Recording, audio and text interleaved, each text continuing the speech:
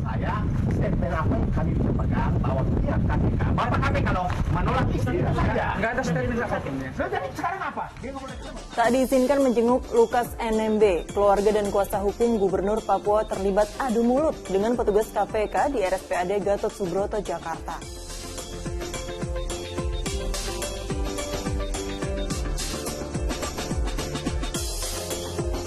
Dua tersangka pembunuhan berantai yang menewaskan 9 orang ditangkap polisi di Cianjur, Jawa Barat.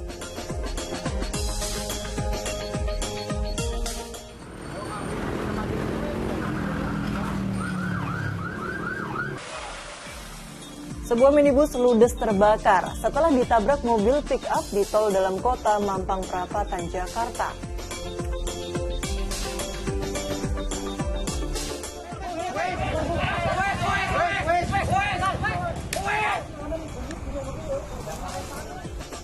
Tawuran pelajar yang terjadi di Kebumen, Jawa Tengah ini mengakibatkan seorang siswa terkapar akibat sabetan senjata tajam.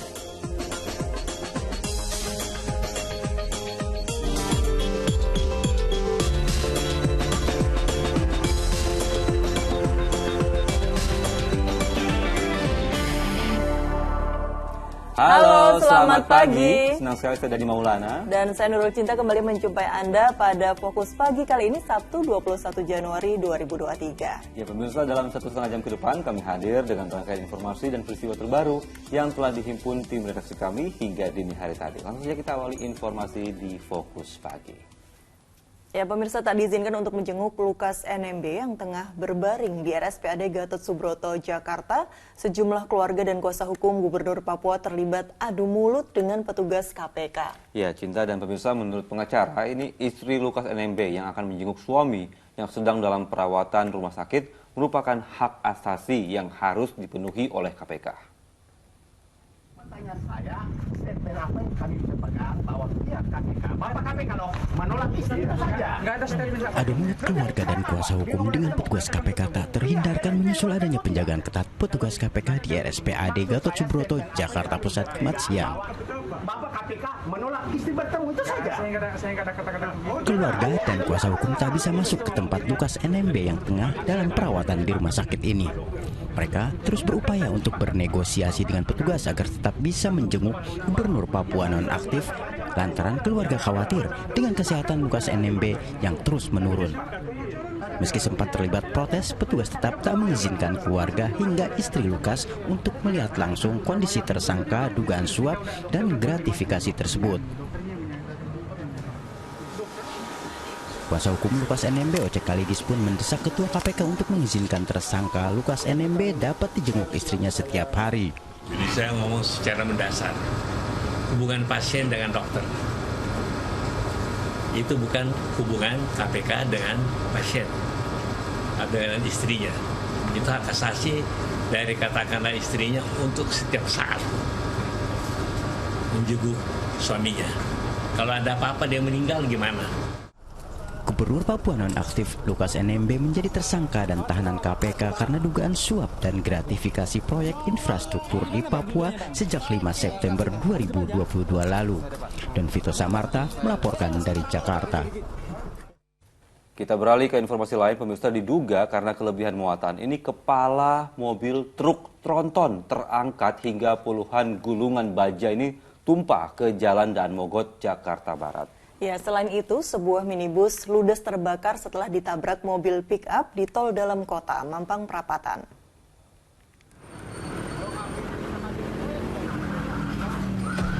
Si jago merah membakar sebuah minibus di ruas tol dalam kota Mampang Perapatan, Jakarta Selatan. Sejumlah petugas damkar berusaha memadamkan api. Diduga kebakaran terjadi akibat korsleting mesin mobil lantaran ditabrak mobil pick-up dari arah belakang. Sopir minibus yang melihat kendaraannya mengeluarkan percikan api dengan cepat menyelamatkan diri.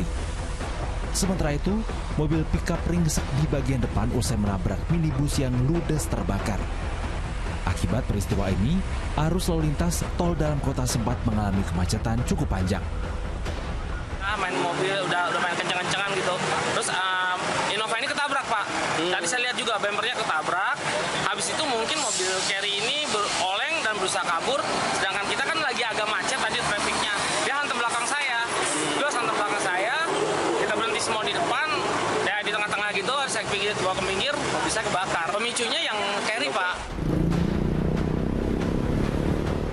Sementara itu, sebuah truk tronton tak bisa melanjutkan perjalanan lantaran bagian kepala truk ini terangkat di Jalan Dan Mogot, Kalideres, Jakarta Barat, Jumat kemarin. Isi muatan berupa 20 ton gulungan baja sampai tumpah ke jalan hingga menimbulkan kemacetan panjang. Diduga truk tronton kelebihan muatan hingga oleng tak terkendali dan menabrak pembatas busway. Muatan gulungan baja berhasil dievakuasi menggunakan truk pengangkut barang berat.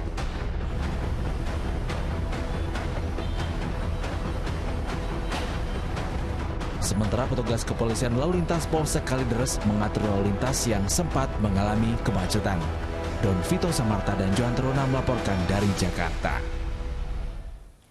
Seorang oknum polisi di Jakarta diduga memaki pengawal ambulans menghebohkan masyarakat luas. Ya, Propam Polres Metro Jakarta Selatan pun langsung memeriksa oknum ini guna mengetahui kronologis kejadiannya. Bapak mau bantuin nggak? Petugas mau bantuin nggak? Saya rekam. Rekaman video yang menghebohkan masyarakat luas ini memperlihatkan dugaan seorang oknum anggota polisi sedang memaki pengendara pengawal ambulans di Jalan Manggarai Utara 2 Tebet, Jakarta Selatan. Bantuin kagak, maki-maki doang. Bahkan oknum ini mengancam akan mencatat plat nomor pengawal tersebut. Peristiwa yang terjadi Kamis kemarin bermula ketika pengendara sedang mengawal mobil ambulans dari RSCM menuju Kukusan, Depok, Jawa Barat. Saat di tempat kejadian, pengawal dan ambulans menyalip oknum tersebut hingga memicu kemarahan. Setelah kita cek, itu betul adalah anggota Polsek Tebet. Kemudian dari situ kita sudah meminta untuk dari unit Propam memeriksa ya kejadian apa yang terjadi. Itu. Propam Polres Metro Jakarta Selatan pun langsung memeriksa oknum tersebut guna mengetahui kronologi kejadiannya. Johan Teruna melaporkan dari Jakarta. Ya pemirsa, kita jeda sejenak, Fokus Pagi akan hadir kembali dengan sejumlah informasi lainnya. Di antaranya adalah 2 tersangka pembunuhan berantai yang menewaskan 9 orang akhirnya ditangkap polisi di Cianjur, Jawa Barat.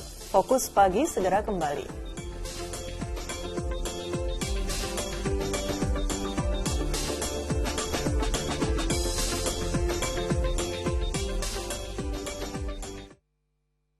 Selamat menunaikan ibadah sholat subuh bagi Anda warga DKI Jakarta dan sekitarnya. Ya, dan kini kita lanjutkan informasi di Fokus Pagi. Pemirsa, polisi mengungkap tindak kejahatan pembunuhan berantai yang menewaskan 9 orang. Kejahatan itu diduga melibatkan 3 warga Cianjur, Jawa Barat. 2 tersangka disergap di rumah mereka setelah polisi mendapatkan bukti keterlibatan mereka.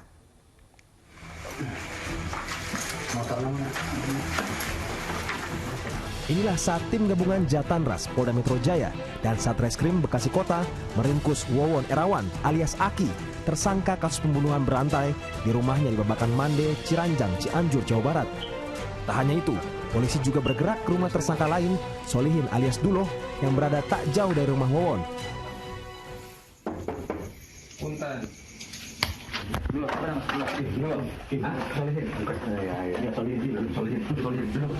Kedua tersangka merupakan saudara karena Wawon menikahi keponakan dari Solihin. Sesaat setelah dibekuk, Solihin sempat mengungkapkan bagaimana cara mereka membunuh korban-korbannya. Sahan ngaracun? Sahan ngaracun? Ngomong? Hah? Siapa? Sahan? Saya. Wawon dan Solihin serta seorang tersangka lain bernama Dede yang sedang dalam perawatan di Rumah Sakit Polri Kramat Jati diduga berkomplot untuk membunuh agar dapat menguasai harta para korbannya. Para korban dijanjikan uangnya dapat berganda, namun saat ditagih mereka malah dibunuh. Total ada 9 orang yang jadi korban, termasuk 3 korban sekeluarga di Bekasi. Diperkirakan komplotan itu sudah mendapatkan uang sekitar 1 miliar rupiah dari hasil kejahatannya.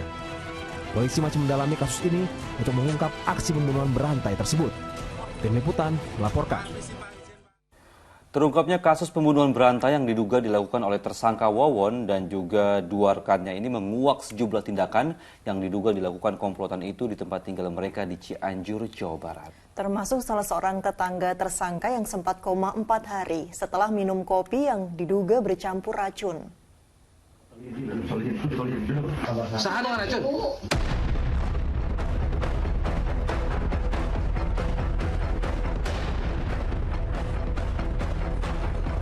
Mungkin di sana udah lama kopinya. Ujang Zainal Mustafa, warga Kampung Babakan Mande, Ciranjang, Cianjur, Jawa Barat ini nyaris tewas setelah minum kopi yang diduga bercampur racun. Korban mengalami koma selama 4 hari di rumah sakit. Awalnya, istri korban menemukan kopi kemasan di jalan dekat rumahnya yang berada tidak jauh dari rumah Solihin, salah seorang tersangka pembunuhan berantai.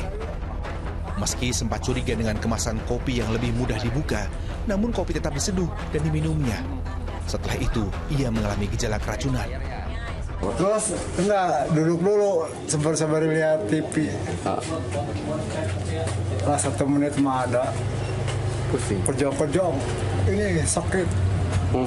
Ini bergetar ini. Bergetar semua. Ini kayaknya begitu. Keluar ini kan. Saya udah nggak sadar dari situ. Udah nggak sadar. Ujang sempat dilarikan ke puskesmas, lalu dirujuk ke rumah sakit.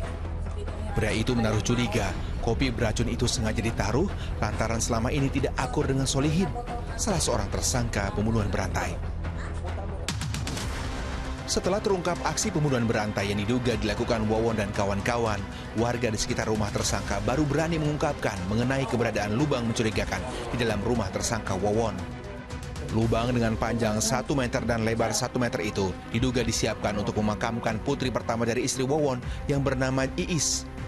Karena ditemukan kayu bertuliskan nama calon korban.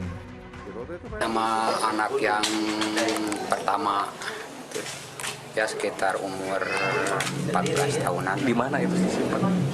Di sini di taman sini. Ditancepin? Ya ditancepin seberapa segini lah. Atas nama gitu. Atas nama siapa? Atas nama DP ya, anak yang pertama. Pak Wawon. Ya anaknya Pak Wawon. Sementara itu, polisi yang mengusut kasus pembunuhan berantai tersebut menemukan data salah seorang korban yang dibuang ke laut saat dalam perjalanan dari Surabaya, Jawa Timur menuju Mataram, Nusa Tenggara Barat adalah seorang tenaga kerja wanita asal Garut bernama Siti. Terkait juga dengan identitas yang ada dihanyutkan ke laut ya, itu atas nama Siti juga yang untuk Garut. Ini juga perlu pendalaman melalui alat bukti atau bukti pendukung administratif juga. Korban saat itu akan ke Mataram untuk mengambil harta yang sudah dilipat gandakan tersangka Wawon. Korban didorong ke laut dari atas kapal oleh Noneng, mertua Wawon. Noneng sendiri kemudian dibunuh pada tahun 2020 di Cianjur, Jawa Barat. Tim Liputan melaporkan. Kasus keracunan sekeluarga di Bekasi, Jawa Barat terungkap menjadi pembunuhan berantai yang menewaskan 9 orang. Ya, adanya temuan makam korban di sekitar rumah tersangka ini menjadi fakta baru pembunuhan sadis itu.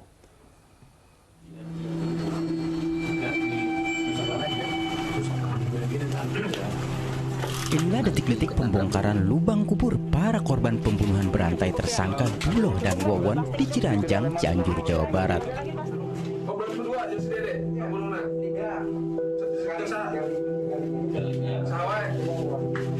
Untuk memastikan posisi lubang, penyidik gabungan dari Subdit 2 Jatanras Polda Metro Jaya dan Polres Bekasi Kota membawa serta kedua tersangka. Itu badannya itu ya? 2 jenazah yang diduga Noneng dan Wiwin dari 2 lubang kubur di rumah tersangka Duloh. Dari samping rumah Wawon, 1 lubang berisi 1 jenazah diduga Bayu, anak kandung Wawon sendiri berusia 2 tahun dari istri Maimunah.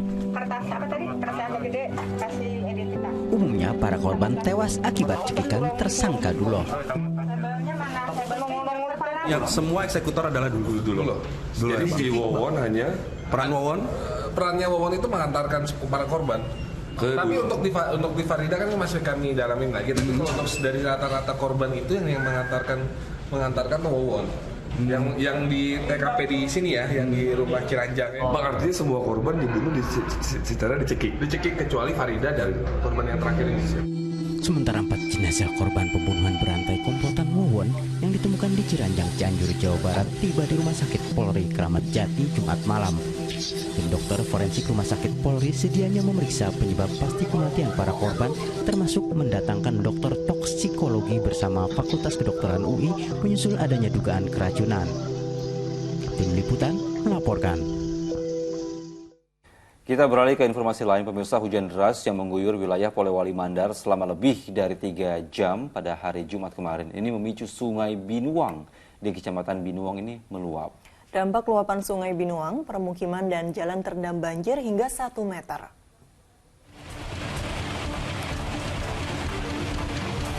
Luapan Sungai Binuang di Kecamatan Binuang, Polewali Mandar yang deras ini langsung membanjiri permukiman penduduk di Kelurahan Amasangan menyusul hujan deras yang mengguyur selama 3 jam pada Jumat petang. Di beberapa titik ketinggian banjir mencapai sekitar 1 hingga 2 meter. Sejumlah warga masih bertahan di rumah panggung mereka, meski aktivitas mereka terganggu akibat dampak banjir. Selain merendam permukiman, banjir juga menggenangi ruas jalan lintas Provinsi Sulawesi Barat. Satu persatu kendaraan harus berhati-hati melintas lantaran ketinggian air mencapai 30 cm. Tapi memang sudah sering sini ya, atau gimana? Iya, ini sudah sering terjadi. Kalau hujan deras, biasanya gini? Iya, itu hujan selang, tapi lama-kelamaan hujan deras akhirnya mengundang banjir. Gitu ya. Banjir juga merendam kawasan perkebunan milik warga, namun belum diketahui dampak kerusakan dan kerugian yang ditimbulkan akibat bencana ini. BPBD Polewali Mandar hingga Jumat malam masih terus mendata rumah, jalan, dan perkebunan terdampak banjir. Edi Junaidi melaporkan dari Polewali Mandar, Sulawesi Barat. Kita ke informasi selanjutnya, hujan es melanda Ngawi, Jawa Timur pada Jumat sore. Ya, butiran-butiran es yang turun di tengah hujan disertai angin kencang ini mengakibatkan atap sejumlah bangunan pun rusak.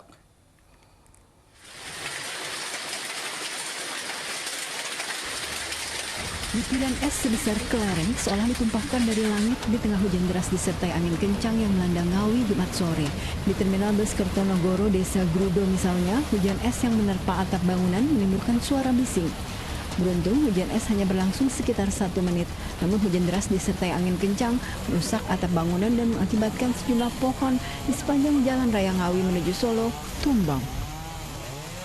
Anginnya sangat kencang banget itu hujannya. Tapi kondisi atap ini tidak bocor, ini terbukti semuanya kering semuanya.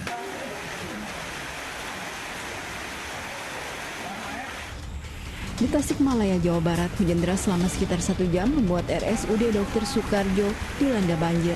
Air setinggi sekitar 10 cm, bahkan masuk dan menggenangi ruang perawatan. Akibatnya, para perawat yang seharusnya menangani pasien disibukkan dengan membersihkan ruangan. Yang jelas sering ya. Masuk air ke dalam ruangan ya Pak? Iya. Berapa ruangan Pak yang terendam? Yang terendam 4 ruangan. Ironisnya, meski banjir sudah berulang kali melanda, belum tampak ada perbaikan yang dilakukan di lingkungan RSUD Soekarjo. Tim Liputan Indosiar melaporkan. Informasi berikutnya, pemirsa, 2 rumah warga dan 1 unit mobil rusak akibat tertimpa material longsor yang terjadi di Karangasem, Bali. Sementara di Sukabumi, Jawa Barat, tebing setinggi 45 meter longsor dan menimpa badan jalan. Diduga akibat hujan lebat yang mengguyur kawasan Kecamatan Cidolo, Kabupaten Sukabumi, Jawa Barat, tebing setinggi 45 meter di wilayah itu Jumat sore longsor dan menutup badan jalan di Jalan Provinsi Ruas Sagarenten, Tegal Belet di Cidolo, Kabupaten Sukabumi. Akibatnya jalan hampir tak bisa dilalui. Pejalan kaki dan pengendara sepeda motor harus ekstra hati-hati karena jalanan tertutup lumpur. Petugas BPBD Kabupaten Sukabumi dan petugas PUPR Provinsi pun berupaya menyingkirkan material longsor agar jalan bisa kembali dilalui kendaraan roda 4. Sementara itu, pemirsa, selain banjir yang menyisakan lumpur, bencana tanah longsor juga menerjang wilayah di Kecamatan Bebandem, Karangasem, Bali. 2 bangunan warga jebol dan 1 unit mobil rusak parah tertimpa material longsoran. Sebelum longsor, hujan deras terjadi sehingga mengakibatkan banjir yang cukup besar. Diduga tembok garasi milik Iwayan Swastika tidak kuat menahan arus luapan banjir dan longsor sehingga temboknya pun jebol. Bernasib serupa, rumah warga lainnya di Banjar Dinas Jungsri. Temboknya jebol setelah dihantam material longsoran tebing yang berada di belakang rumahnya. Air sangat deras mengalir dari arah utara, kemudian ditampung di tembok saya, sebelah utara tembok saya, karena jalur air sangat keras, tidak ada pembuangan kemana-mana. Akhirnya robohlah tembok itu mengenai mobil. Pemirsa, menyusul viralnya tayangan nenek mandi lumpur di media sosial, polisi meminta keterangan pemeran dan juga pemilik akun yang mengunggah tayangan itu di media sosial.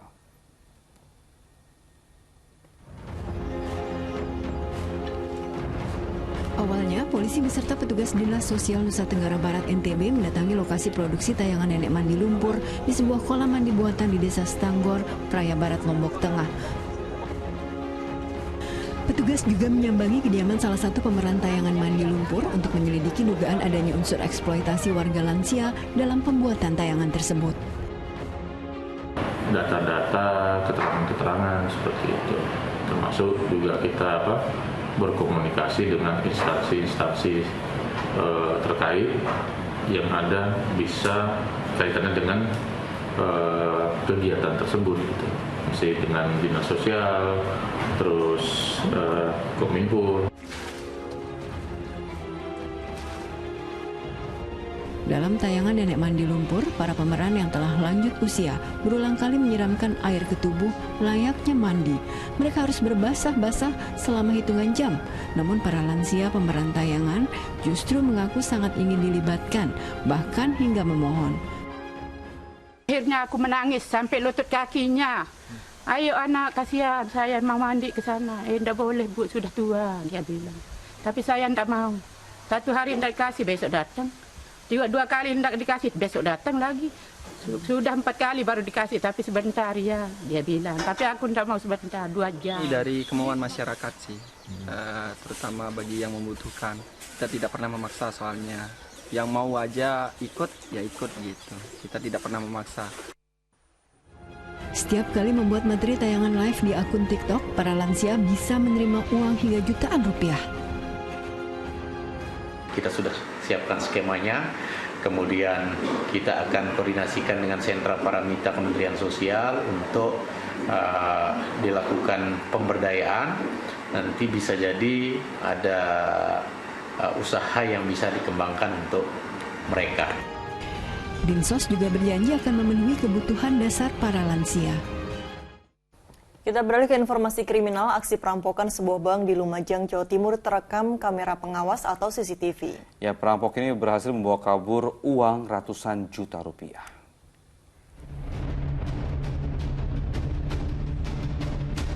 Kamera pengawas merekam perampokan yang dilakukan 2 pria bersenjata tajam di sebuah bank di Jalan Yos Ahmad Yani, Lumajang, Jawa Timur. Perampokan terjadi saat waktu salat Jumat.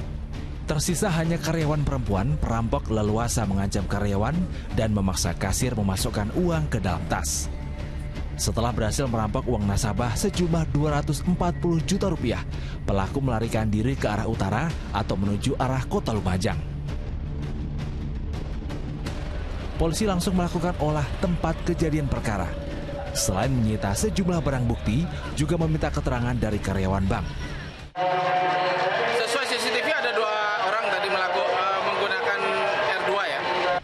Berbekal rekaman kamera pengawas, kini polisi tengah memburu 2 perampok yang diduga mengerti seluk-beluk bank. Nur Salim melaporkan dari Lumajang, Jawa Timur.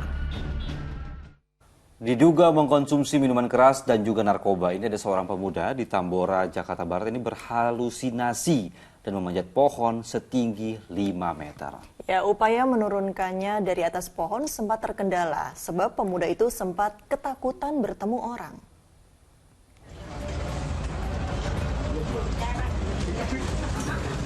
Di atas pohon setinggi 5 meter di Jalan Roa Malaka, Tambora inilah pemuda berusia 21 tahun bersembunyi dan terlihat ketakutan Jumat siang. Petugas pemadam kebakaran berusaha membujuknya turun, namun pemuda itu sempat menolak.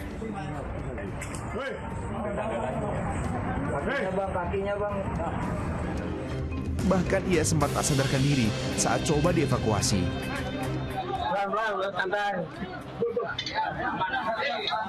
Tak berapa lama korban akhirnya bisa dievakuasi dengan menggunakan tali dan tandu.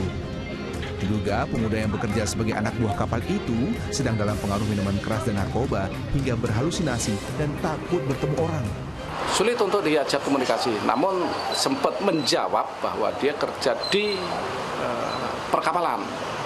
perkapalan dan sempat ke tempat hiburan juga bersama temannya, apa itu pengaruhnya itu. Jadi intinya sepertinya terhalusinasi si korban ini.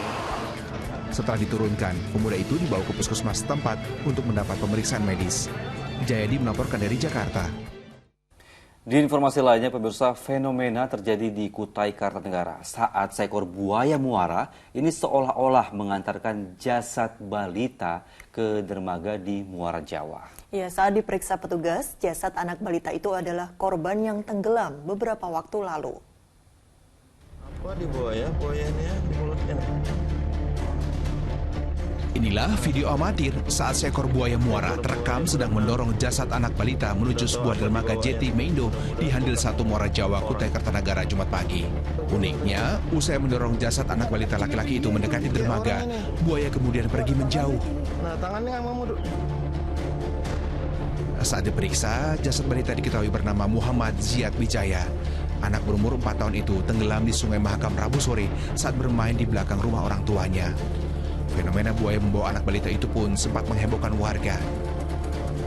Pukul 6 pagi, kurang lebih jam 6 pagi, itu ada security dari perusahaan di area itu melihat bahwa ada seekor buaya itu membawa korban tersebut.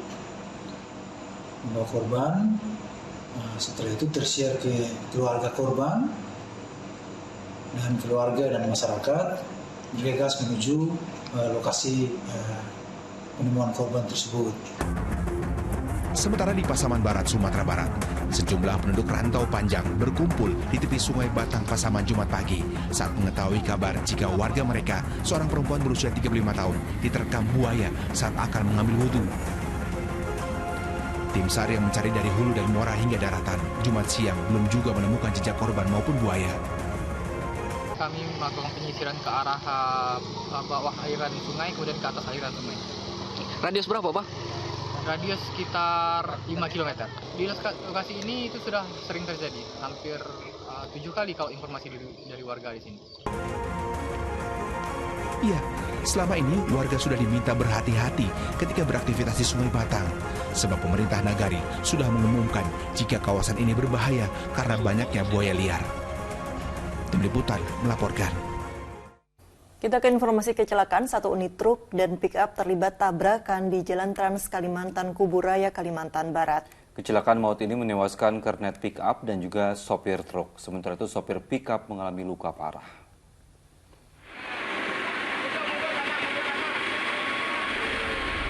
Proses evakuasi badan truk yang masuk ke dalam parit usai terlibat adu banteng dengan pick-up di Jalan Trans Kalimantan kilometer 32 Kuburaya, Kalimantan Barat Kamis siang berlangsung dramatis.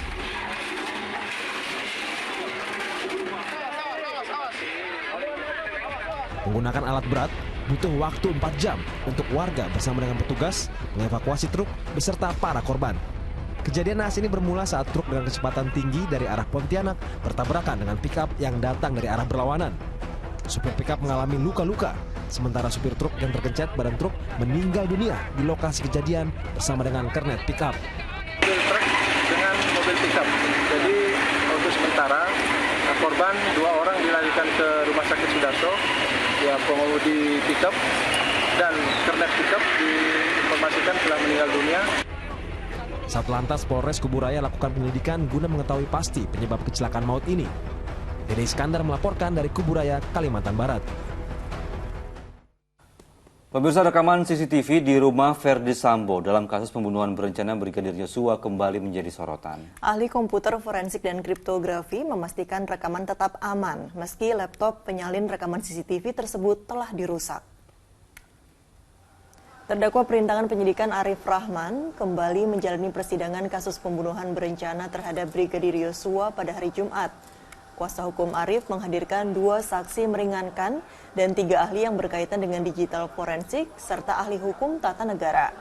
Dalam persidangan, ahli komputer forensik dan kriptografi Setiadi Yazid memastikan bahwa salinan rekaman CCTV di laptop Baikuni tetap aman, lantaran hard disk dan flash disk di laptop tersebut tidak rusak, meski laptop telah dirusak. Sebelumnya Arif Rahman diketahui mematahkan atau merusak laptop berisi rekaman CCTV di rumah Verdi Sambo milik Baikuni. Rekaman yang menunjukkan Brigadir Yosua masih hidup telah ditonton Arif Rahman, Agus Nurpatria, Cuk Putranto, dan Baikuni Wibowo. Biasanya kalau memang dia dalam keadaan mati dan kemudian dipatahkan laptopnya, maka hard disknya tidak akan berubah. Hard disknya nggak akan berubah? Ya, dan hard disk itu kan ada case-nya yang lebih kuat daripada luarnya ya, sehingga biasanya dia tahan. Ya. Nah, mengaksesnya memang harus dengan komputer lain. Hard disk itu dikeluarkan ya, dan dibaca dengan komputer lain. Oh, dengan komputer lain. Ya, pemirsa, kita jeda sejenak, Fokus Pagi akan hadir kembali dengan sejumlah informasi lainnya. Di antaranya adalah tawuran pelajar yang terjadi di Kebumen, Jawa Tengah ini mengakibatkan seorang siswa terkapar akibat sabetan senjata tajam. Fokus Pagi segera kembali bersama Dani Maulana.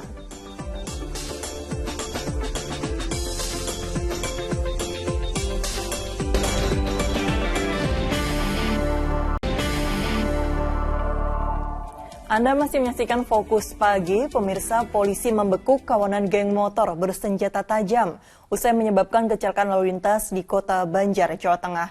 Barang bukti berupa sepeda motor dan sejumlah senjata tajam para pelaku pun disita polisi.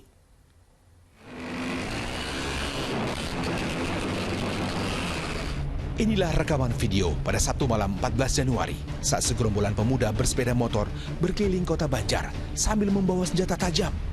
Tak tanggung-tanggung, mereka ugal-ugalan memacu sepeda motor dan mendominasi seluruh badan jalan. Akibatnya, geng motor ini justru bertabrakan dengan mobil yang melaju dari arah berlawanan. 2 anggota geng motor itu pun tewas di tempat. Dari penelusuran insiden itu, polisi yang melakukan penyelidikan akhirnya bisa menangkap 2 anggota geng motor. Belum ada satu nama ataupun terorganisir, tetapi mereka kumpul-kumpul kemudian menamakan kelompoknya adalah kelompok Sempak. Sempak pakai C. Ya. Nah, tadi saya tanyakan kepada mereka apa tujuan dari tindakan yang mereka lakukan. Tujuannya, sebagaimana jawaban mereka adalah memang membuat takut dan ingin mencari lawan. Kini, polisi masih melakukan pengejaran terhadap sisa anggota geng motor yang masih buron agar tak menimbulkan keresahan. Eko Setiabudi melaporkan dari Kota Banjar, Jawa Barat. Beralih ke informasi lain, jelang libur panjang Tahun Baru Imlek, tiket kereta api dari stasiun Bandung menuju Malang dan Surabaya pada Jumat pagi ludes terjual. Sementara data pengelola Bandara Soekarno-Hatta juga mencatat terjadi peningkatan penumpang 20% dibanding hari biasa. 2 hari memasuki perayaan Tahun Baru Imlek dan cuti bersama, Bandara Soekarno-Hatta Tangerang, Banten terus dipadati calon penumpang. Angkasa Pura II sebagai pengelola Bandara Soekarno-Hatta mencatat adanya peningkatan penumpang sebanyak 20% yang terjadi sejak Jumat siang. Pelonggaran aturan terkait PPKM untuk bepergian juga diduga menjadi salah satu faktor naiknya jumlah penumpang yang melakukan perjalanan dengan jasa penerbangan. Ratusan penumpang juga memadati stasiun Bandung, Jawa Barat jelang libur panjang Tahun Baru Imlek. Mayoritas para penumpang melakukan perjalanan jarak jauh ke sejumlah wilayah di Jawa Tengah, Yogyakarta, dan Jawa Timur. Dari total 80.000 tiket perjalanan jarak jauh yang disediakan oleh PT KAI Daob 2 Bandung, hampir separuhnya sudah terjual. Bahkan tiket untuk ke Surabaya dan Malang sudah habis terjual. Daob 2 Bandung juga mengoperasikan 2 kereta tambahan yaitu Argo Parahyangan dengan relasi Kiara Condong Gambir dan Baturaden Express dengan relasi Bandung Purwokerto. Selama periode libur panjang Tahun Baru Imlek, pihak Daob 2 akan mengoperasikan 153 perjalanan kereta api jarak jauh. Jelang perayaan Imlek, para pedagang ikan bandeng musiman di Pasar Rawabelong, Jakarta Barat diserbu warga yang ingin merayakan Imlek dengan sajian khas bandeng berukuran besar. Tahun Baru Cina atau Imlek kian dekat. Warga yang ingin merayakan Imlek pun mulai berburu ikan bandeng. Tak heran para penjual bandeng musiman kini diserbu, termasuk di Pasar Rawabelong, Jakarta Barat. Harga ikan bandeng bervariasi sesuai bobotnya, rata-rata dipatok mulai Rp100.000 per kilogram. 1,5 kilo sampai 7 kilo. Ada yang 7 kilo? Ada. Gede banget ya? Harganya berapa, Bang? Harganya sekisaran 120 sampai 300. Paling yang 7 kilo itu berapa? Yang 7 kilo bisa 700-an.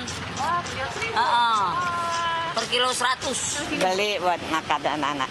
Cucu, ya, ngumpul lah. Buat kumpul-kumpul. Iya. Ini beli bandengnya ukuran berapa nih, Bu? 2 kilo, 3 on. 2 kilo 3 on. Oh, besar ya, Bu, ya? Iya. Lumayan ya? Ya, memang kalau nggak Imlek kagak ada bandeng gede ini. Tergiur ikan bandeng berukuran besar, para pemburu bandeng tak semata warga keturunan Tionghoa. Tetangga sih yang Imlek, cuman saya kebagian. Jadi tiap tahun pasti beli bandeng? Pasti beli bandeng. Kenapa belinya pas momen-momen Imlek kayak gini? Karena yang paling besar tuh banyaknya adanya di sini. Kalau di tempat biasa kan nggak ada. Selain ikan bandeng, para penjual aneka pernak-pernik Imlek juga diserbu pembeli, tak terkecuali di Pasar Teluk Gong, Jakarta Utara. Biasanya yang cari kebanyakan lampion untuk Imlek ini sama Dewa Rezeki, Tyson ya. Tergantung ini ya, semuanya pernak-pernik ini apa, angpau, terus kayak apa, kata-kata mutiara, kayak gitu aja sih.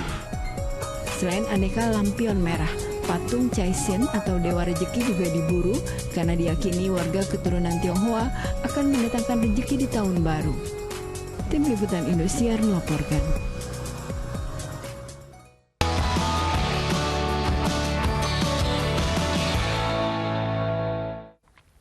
Harga sejumlah kebutuhan pokok di pasar tradisional ibu kota Jakarta mengalami kenaikan signifikan, seperti kenaikan harga yang terjadi pada komoditi jengkol, bawang merah, cabai, dan kentang.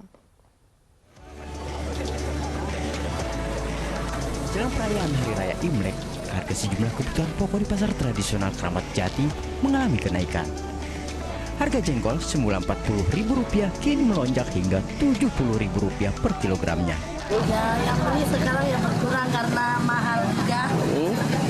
Iya. Beda. Nah, terus kalau yang beli eceran gitu gimana teh? Paling belinya ya seberapa. Seberapa? Iya, kalau pengen aja. Harga bawang merah juga mengalami kenaikan. Semula Rp30.000 kini naik menjadi Rp45.000 per kilogram. Selain itu, harga semua cabai rata-rata naik Rp5.000 per kilogram. Harga kentang menjadi Rp15.000 per kilogram dari Rp13.000. Harga beras di Pasar Serdang, Kemayoran, Jakarta Pusat juga mengalami kenaikan. Harga per karung beras 50 kg mencapai Rp750.000, padahal sebelumnya hanya Rp550.000. Sementara harga beras yang semula hanya Rp8 hingga Rp11.000 per liter, kini menjadi Rp10.000 hingga Rp15.000 per liternya. Tim Liputan melaporkan.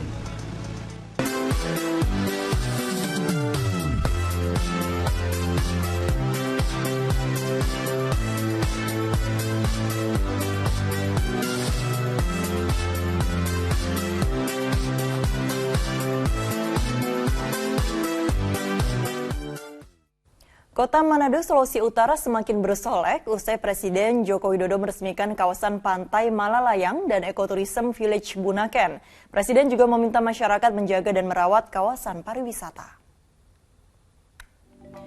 Saat meresmikan kawasan wisata tersebut, Presiden Joko Widodo menyatakan penataan 2 kawasan pariwisata Pantai Malalayang dan ekoturism Village Bunaken yang direvitalisasi tersebut menghabiskan anggaran hingga Rp96 miliar.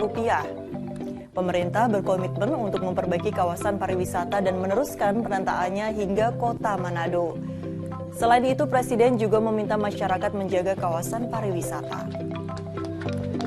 Dan saya harapkan seluruh masyarakat di Manado khususnya dan Sulawesi Utara pada umumnya ikut menjaga kebersihan di sepanjang pantai Malalayang yang telah kita perbaiki, kita benahi ini. Karena ini menghabiskan uang yang tidak sedikit. Di Malalayang dan di Bunaken itu kita menghabiskan anggaran 96 miliar. Dan ini akan kita teruskan nanti ke arah sana sampai penataan kota Manado ini akan menjadi semakin baik. Kita jeda sejenak, masih dari informasi wisata. Sensasi bermalam di pulau kecil dengan banyak aktivitas seru bisa Anda coba di Pulau Macan, Kepulauan Seribu, Jakarta. Fokus Pagi segera kembali.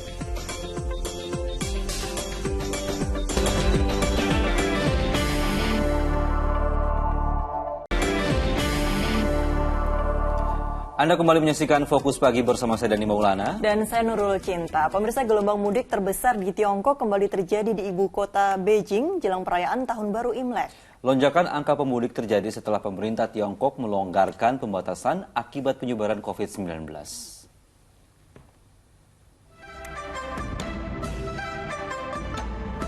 Pergerakan warga Tiongkok yang akan kembali ke kampung halamannya untuk merayakan Tahun Baru Imlek yang jatuh pada hari Minggu besok sudah mulai terjadi di ibu kota Beijing.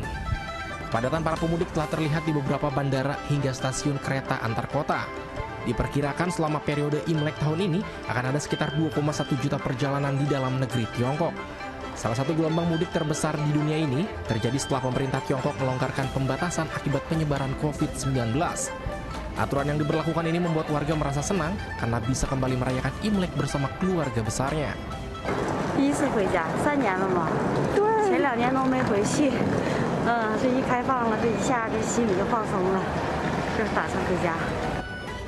Hampir rata-rata warga di Tiongkok tidak ada yang pulang kampung selama 2 tahun terakhir akibat pandemi COVID-19.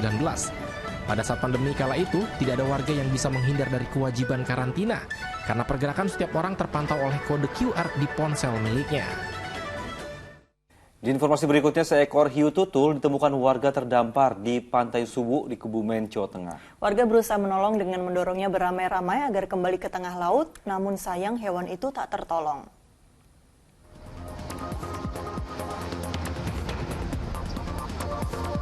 Keberadaan seekor hiu tutul yang terdampar di Pantai Suwu, Kecamatan Puring, Kebumen, Jawa Tengah, seketika menyedot perhatian warga Jumat pagi. Beramai-ramai, warga berusaha mendorong hiu tutul itu agar bisa kembali ke tengah laut. Namun, ikan berukuran besar itu diduga sudah mati hingga terombang-ambing terbawa arus ke pesisir pantai. Mancing terus di sini, saya kira itu ada pohon besar di sana, terus dikira pohon besar kayu, ternyata udah agak ke pinggir itu malah ikan seperti itu, ikannya seperti besar. Berapa panjangnya, berapa meter kira-kira? 6,5 meter. Belum diketahui penyebab hiu tutul itu terdampar, namun peristiwa ini bukan kali pertama terjadi di Pantai Suwu. Beberapa tahun sebelumnya, seekor hiu tutul berukuran lebih besar juga pernah terdampar dan tak tertolong. Wahyu Diono melaporkan dari Kebumen, Jawa Tengah. Dari informasi lapangan hijau pemirsa, dari pekan ke-19 BRI Liga 1, Persib Bandung meraih 3 angka setelah menang atas Madura United. Di laga lain, PSM Makassar harus puas bermain imbang kontra Bali United.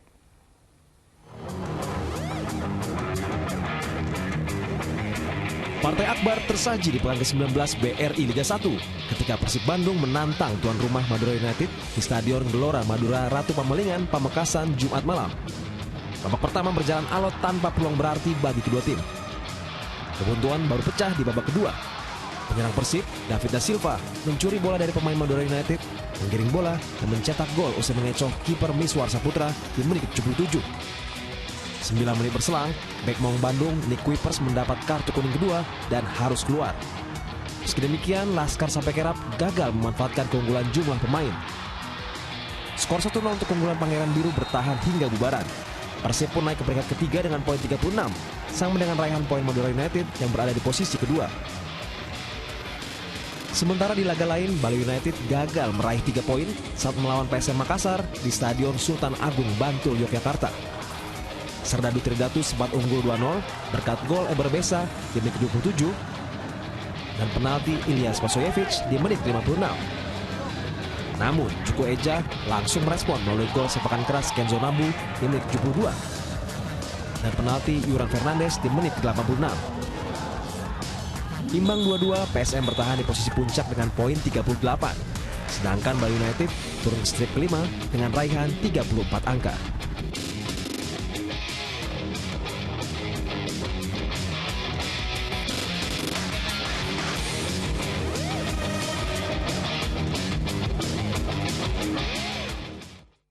Laga bertajuk Derby Kalimantan akan tersaji di pekan ke-19 BRI Liga 1 saat Borneo FC menjamu Barito Putra. Pada laga lainnya, Arema FC akan bertandang ke Stadion Jatidiri, markas PSIS Semarang.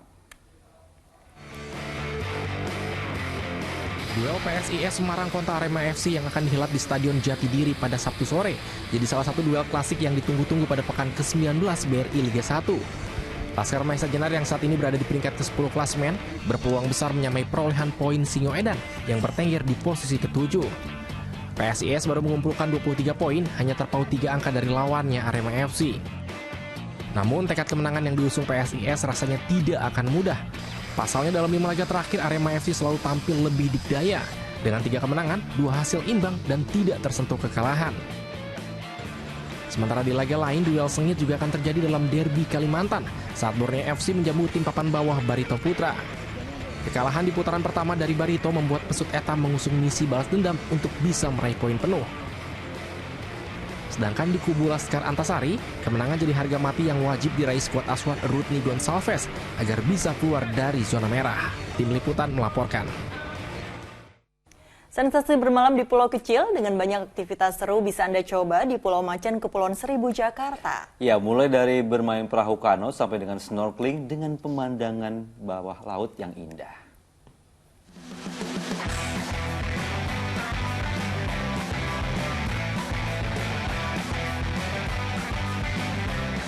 Ini dia wisata resort dengan pemandangan indahnya pantai di Pulau Macan yang gak jauh dari kota Jakarta. Perjalanan dimulai di Dermaga Marina Ancol menggunakan kapal cepat. Selama kurang lebih 2 jam perjalanan, kapal menyeberang ke Pulau Macan kecil Kepulauan Seribu yang jaraknya sekira 66 km. Yes, akhirnya kita sampai di Pulau Macan dan ini beneran pulaunya kecil banget, gak nyampe 1 hektar, tamunya juga terbatas jadi rasa private. Coba lihat, asri banget pemirsa, yuk. Saking asrinya, menikmati suasana di atas hammock aja udah nyaman banget. Meski di pulau tanpa penghuni, kalau soal makan jangan khawatir karena semua sudah disiapkan. Paling enak makannya ditemani suasana pantai. Sekarang kita cek kamar yang langsung menghadap ke pantai. Kamar Turtle ini salah satu yang paling mewah pemirsa karena konsepnya adalah eco resort. Jadi di sini benar-benar natural banget ya. Semuanya dari kayu, nggak ada AC, tapi kebayang dong kalau malam pasti dingin banget. Terus kalau pagi bisa langsung lihat sunrise. Lega kan toiletnya? Semua fasilitas di sini juga sudah ramah lingkungan loh. Di sini kita semuanya ramah lingkungan, terutama untuk listrik. Kita di sini 100% menggunakan solar panel. Ya, jadi buat teman-teman yang terutama yang cewek yang suka bawa hair dryer atau pakai dryer, kita di sini dilarang pakai hair dryer. Gitu. Selebihnya kita akomodasinya masih menggunakan 100% kayu, yaitu dari kayu hanyutan, bukan kayu potong pohon ya, beda ya. Serunya lagi, kita bisa main perahu kecil atau kano. Asik ya, jadi bisa keliling pulau nih. Wah, cakep banget pemandangannya. Awalnya mendayung berasa sulit, tapi lama-lama juga bisa kok. Betul kan? Saya udah jauh dari pantai.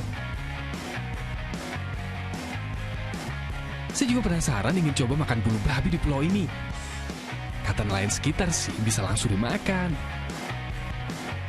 Wah, harusnya dicuci dulu dengan air bersih supaya nggak aneh rasanya. Ada fasilitas snorkeling juga loh. Langsung yuk kita lihat keindahan bawah laut. Betah banget, nggak kalah kan sama tempat wisata lain.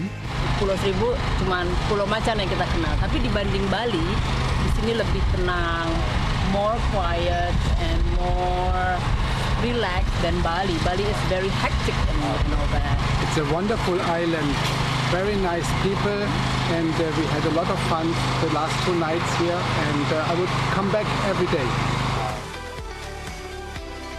Paket wisata di pulau ini mulai dari 2,2 juta rupiah per malam, sudah termasuk tiket kapal dan semua akomodasi. Ilham Ardiansyah, Oke Ardan, dan Joni Suryadi melaporkan.